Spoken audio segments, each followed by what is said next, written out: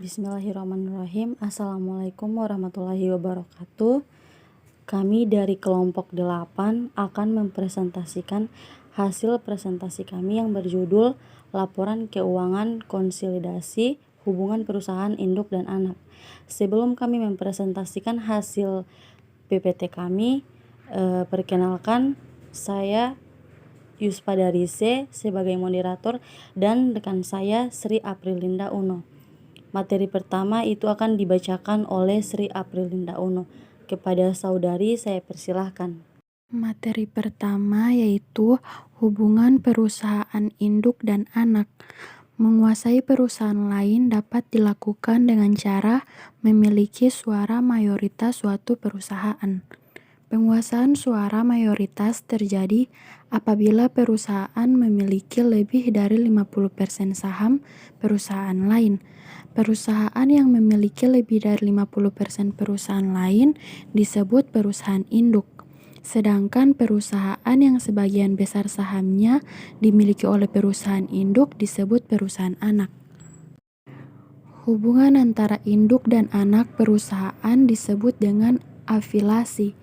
Perusahaan induk adalah perusahaan yang memiliki sebagian atau seluruh modal saham yang beredar di perusahaan lain, sehingga berhak untuk mengendalikan operasi dan manajemen perusahaan lain.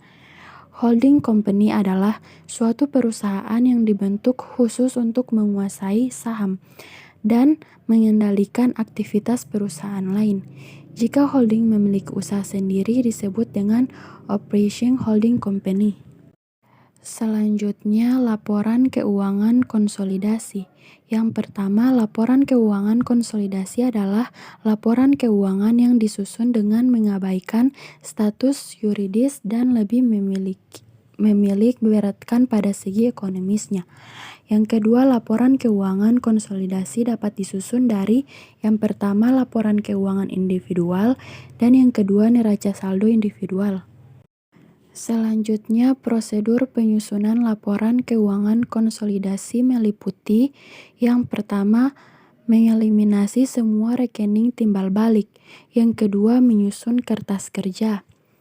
Selanjutnya, masalah-masalah umum yang dihadapi dalam penyusunan laporan keuangan konsolidasi. Yang pertama, periode di mana laporan atau neraca konsolidasi tersebut disusun.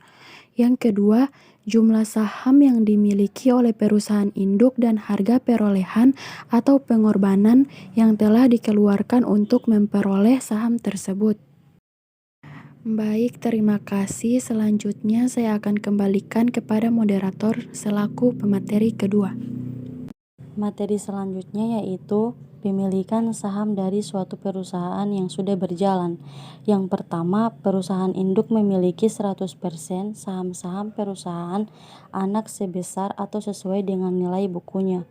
Yang kedua, perusahaan induk memiliki sebagian besar atau kurang dari 100% saham-saham perusahaan anak sebesar nilai bukunya.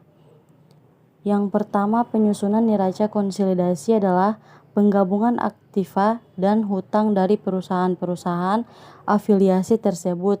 Maka di dalam neraca konsolidasi harus dilaporkan secara lengkap hak-hak pemegang saham minoritas sebagai imbangan dari sebagian haknya atas kekayaan bersih yang digabungkan tersebut. Yang kedua, eliminasi yang dilakukan terbatas hanya sebesar pemilikannya saja. Dan yang terakhir, hak-hak pemegang saham minoritas dapat dilaporkan sebagai bagian dari hutang dan dapat pula dilaporkan sebagai bagian dari hak-hak para pemegang saham. Selanjutnya, pencatatan investasi pada perusahaan anak. Pemilikan saham oleh suatu perusahaan terhadap perusahaan lain dapat dilakukan dengan berbagai cara, yaitu 1. Pembelian langsung atau tunai. Yang kedua, pertukaran dengan kekayaan atau aktiva lainnya. Dan yang ketiga, pertukaran dengan surat-surat berharga. Kemudian, tanggung jawab hukum dalam konstruksi perusahaan induk dan anak. Konstruksi hukum antara perusahaan induk dengan anak dalam UPT yang menggunakan prinsip hukum mengenai kemandirian badan hukum induk dan anak perusahaan untuk bertindak sebagai subjek hukum mandiri dan berhak melakukan perbuatan hukum sendiri.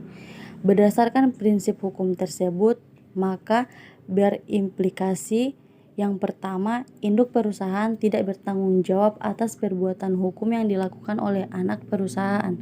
Dan yang kedua, berlakunya limited liability atau prinsip keterbatasan tanggung jawab yang melindungi perusahaan induk sebagai pemegang saham anak perusahaan untuk tidak bertanggung jawab melebihi nilai investasi atas ketidakmampuan anak perusahaan menyelesaikan tanggung jawab hukum dengan pihak ketiga.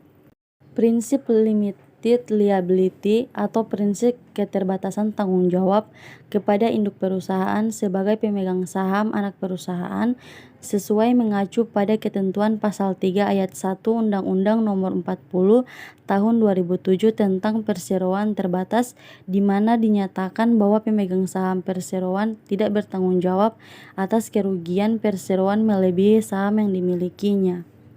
Dan materi yang terakhir yaitu induk perusahaan akan bertanggung jawab terhadap permasalahan hukum anak perusahaan dalam hal-hal berikut. Yang pertama, induk perusahaan turut menandatangani perjanjian yang dilakukan anak perusahaan dengan pihak ketiga anak perusahaan. Dan yang kedua, induk perusahaan bertindak sebagai korporat guranti atas perjanjian anak perusahaan dengan kreditor. Dan yang terakhir, induk perusahaan melakukan perbuatan melawan hukum yang mengakibatkan kerugian bagi pihak ketiga dari anak perusahaan. Demikian, itulah hasil presentasi dari kelompok kami. Lebih dan kurangnya kami mohon maaf. Wabillahi taufik wal hidayah. Wassalamualaikum warahmatullahi wabarakatuh.